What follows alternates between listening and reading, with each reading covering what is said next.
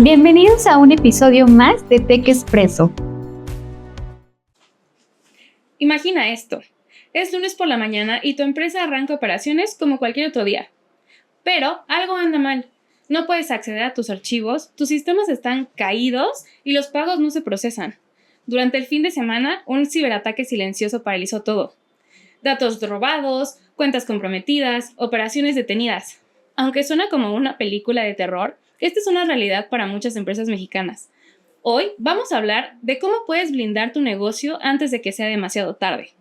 Soy Aida Oropesa y esto es Tech Express. Hoy me acompaña Aline Domínguez, especialista en ciberseguridad en Beyond Technology. Bienvenida, Aline. Hola, Aida. Muchas gracias por la invitación. Es un gusto estar aquí contigo el día de hoy. Gracias. Aline, ¿tú por qué crees que después de tanta información y tanto auge que ha tenido la ciberseguridad, aún existen empresas que no cuentan con culturas o políticas de ciberseguridad? Considero que a pesar de que hoy en día las amenazas y los riesgos son una realidad, las empresas todavía tienen ciertos tabúes y ciertas creencias alrededor de el por qué no deberían de implementarlas. Yo atribuyo a esto a diferentes factores tales como la creencia de que a mí no me va a pasar o el pensamiento de la empresa ahorita tiene otras prioridades. Um, Otro tema que podríamos incluir es la ausencia de claridad. ¿De qué me estoy protegiendo? ¿Hacia dónde voy? ¿De dónde van a venir estas amenazas? ¿Qué puedo hacer en contra de ellas? Adicional, tenemos la limitante de recursos, no solo económicos, porque cada herramienta va a requerir una inversión de tiempo, de dinero, sino también la limitante del factor humano, el hecho de quién va a cubrir los puestos, quién se va a hacer cargo, quién va a estar monitoreando, quién nos va a ayudar y finalmente a que la tecnología avance demasiado rápido. Entonces hay que estar en constante comunicación, en constante nutrición de la información para poder estar a la vanguardia sobre estas nuevas amenazas que se desarrollan día a día. Por supuesto, tienes toda la razón.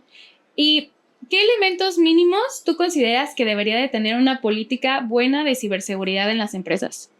Creo que por lo menos deberían contar con algunos factores que voy a enlistar a continuación y es un control robusto de accesos, el no dar más privilegios a los colaboradores dependiendo de lo que necesiten, únicamente asignar lo que cada uno requiere para sus actividades.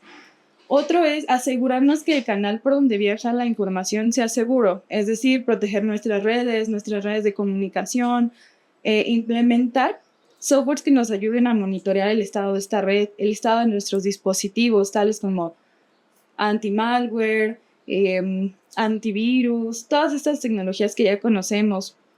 También es importante asegurarnos que la información esté almacenada de manera segura y que esté cifrada de preferencia para poder asegurarnos de que ya viajó segura, pero ahora la vamos a mantener segura. Otro tema es el cómo vamos a estar adquiriendo o administrando esta información, es decir, nuestros dispositivos. Que podamos asegurarnos que los dispositivos estén seguros, estén bajo una red segura, que tengan políticas de acceso, de restricciones, que nos permitan asegurar la información. Y creo que finalmente sería tener siempre una estrategia de respuesta ante todos estos incidentes de ciberseguridad. Qué bueno que mencionas el tema de los dispositivos móviles, porque esto ha abierto una brecha desde que el trabajo remoto y el trabajo híbrido se ha vuelto una tendencia y ha llegado para quedarse. Pues, como sabemos, los dispositivos móviles personales como las smartphones, las tablets, las laptops, son usados para acceder a sistemas críticos de la empresa y muchas veces no tienen protecciones adecuadas.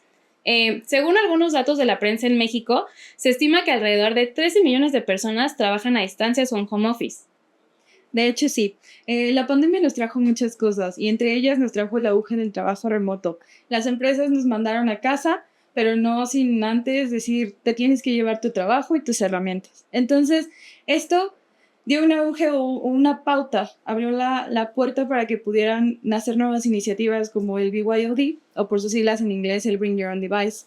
Esto le permite al colaborador ocupar sus propios dispositivos para poder realizar sus actividades de manera cotidiana, pero si bien le dio continuidad a los negocios, también había una brecha muy importante. Aline, en el sentido del BYOD, del Bring Your Own Device, ¿tú qué consideras? ¿Cuáles son los riesgos que existen del hecho de que los empleados usen sus propios dispositivos? Ok, los riesgos más importantes son de seguridad definitivamente, ya que al estar a merced del usuario, pues dependemos mucho del cuidado que ellos tengan en la actualización de sus dispositivos, que los mantengan conectados a una red segura, que puedan estar en constante cuidado de no acceder a sitios no seguros. Entonces, todo esto pone en riesgo la información que está contenida en estos equipos. Claro, totalmente de acuerdo. ¿Y qué medidas sencillas tú le podrías recomendar a las empresas para implementar desde hoy y que pueda reducirse esta carga de riesgos? Principalmente, siempre voy a abogar por el hecho de concientizar al usuario, el hacerle saber cuáles son los riesgos y cuáles son las maneras en las que podemos prevenirlos. Pero además, hoy en día ya contamos con algunas herramientas de gestión de equipos que nos van a ayudar a implementar políticas como el acceso a través de VPN, que nos pueda dar un canal de seguro de comunicación, que nos puedan ayudar a restringir cierto tipo de actividades, qué instalar, qué no instalar, a dónde acceder, a dónde no acceder. La parte de cifrar la información, sobre todo la que sea de contenido corporativo, el poderla mantener segura y sobre todo en nuestros equipos, que amanezca y permanezca sin ser expuesta. Bien, ahora vamos a pasar a un tema que personalmente me parece muy interesante y es el farming. Y es que aunque muchas empresas ya han capacitado a su personal y a sus colaboradores para reconocer correos fraudulentos, pocos están realmente preparados para enfrentar el farming. Esta es una amenaza más sofisticada, pues en este tipo de ataques los usuarios son redirigidos a páginas web falsas que imitan sitios legítimos, como sitios de banco, plataformas internas o cualquier otro sitio web, incluso si la persona escribió correctamente la dirección web. Así es, Aida. El farming, al ser más sofisticado, hace dudar a los colaboradores y muchas veces ni siquiera se dan cuenta de que están ingresando a un sitio distinto al que deberían. Entonces, al final, lo que buscan es extraer la información confidencial, pero este tipo de herramientas la exponen de una manera más inteligente. Claro, y así de peligrosa como es esta amenaza, Lynn, ¿tú cómo dirías que una empresa podría proteger a sus colaboradores del farming, en especial cuando navegan desde sus propios dispositivos?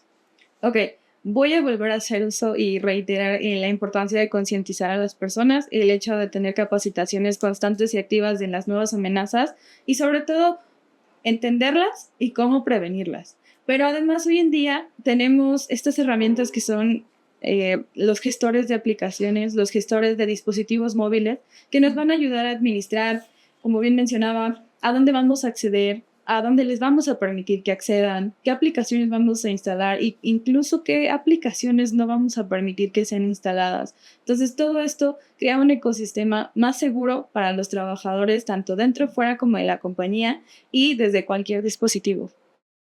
Bueno, y como ya es tan común este tipo de ataques, ¿qué señales pueden ayudar a un usuario a identificar que está siendo víctima de un farming antes de que entregue sus datos?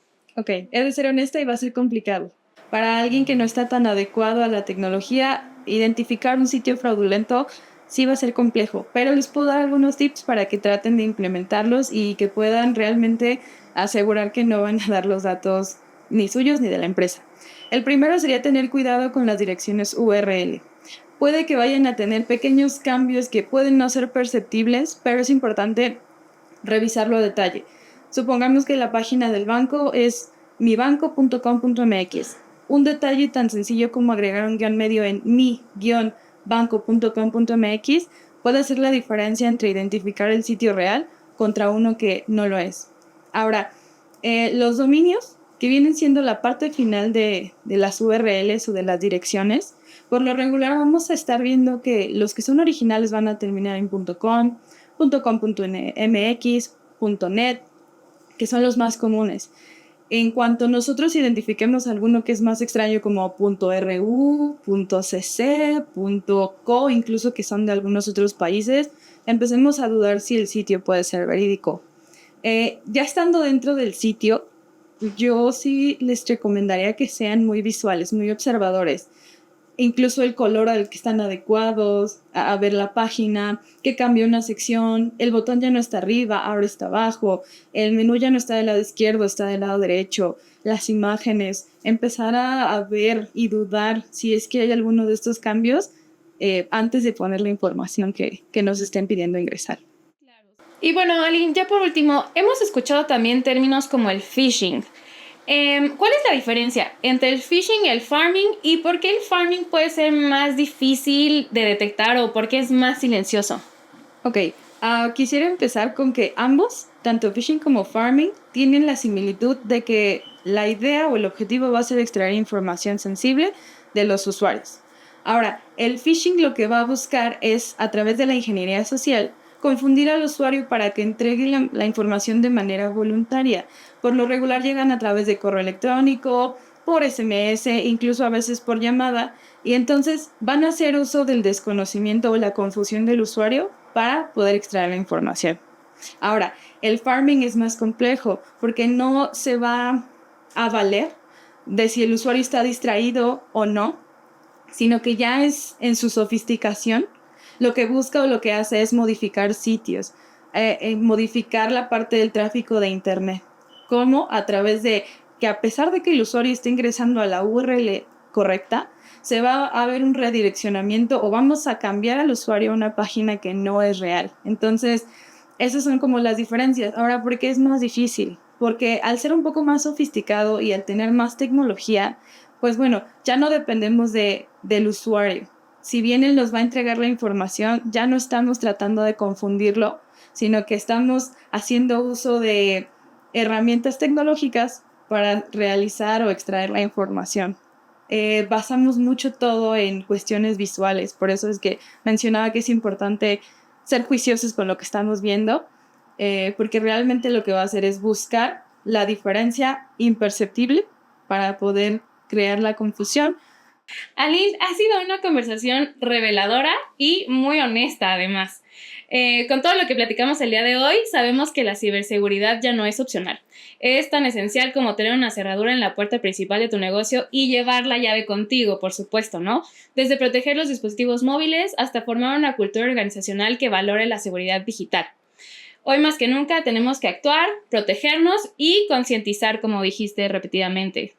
Totalmente, Aida. Proteger la información sensible y en general toda la información de las corporaciones es dar continuidad, dar seguridad, certeza, fiabilidad a la reputación de un negocio y sobre todo a cualquier empresa. Por supuesto. Muchas gracias, Aline, por tu tiempo, por estar aquí hoy con nosotros. Recuerden que esto es Tech Expreso, el podcast, y los esperamos en la siguiente edición. Muchas gracias. A ti, muchas gracias. Bye.